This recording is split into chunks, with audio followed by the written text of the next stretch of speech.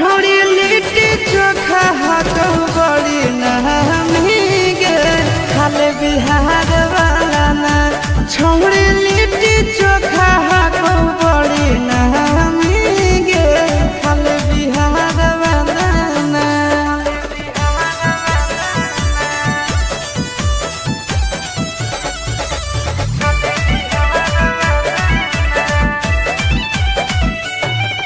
सुनलिए है वाटर पर कावा में ठंडा है पानी नहइला से ओकरा में निखर है जवानी। तोरा पटना के गोल घर घुमाई देबोगे मोहरिन ड्राइव के सैर कराई देबोगे।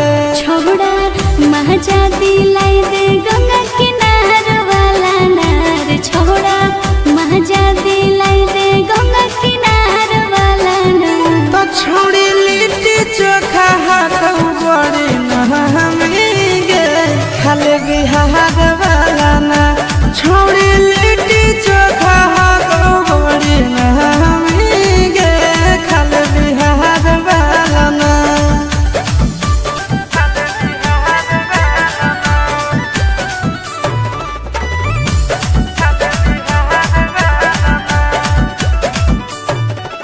पूछो नहीं छूटे हो रहो जगह तो घूमोई है फेमस मगहिया वाला पान भी खिलोई है। तोहरा गांधी मैदान हम घुमाई देबोगे मोना सिनेमा में फिल्म देखाई देबोगे।